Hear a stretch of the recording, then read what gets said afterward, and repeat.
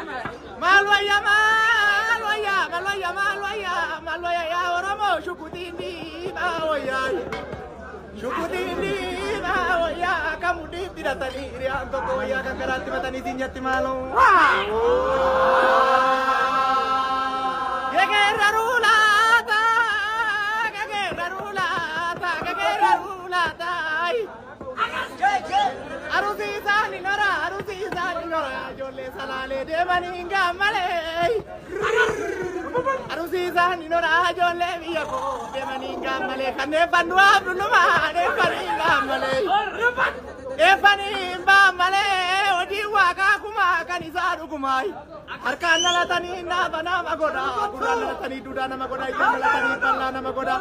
Kilo gara uruma, gara jeliti gara uruma, wayanis barunuma, gazamnis barunuma, abe ya Oromo fi Oromo ka foundation.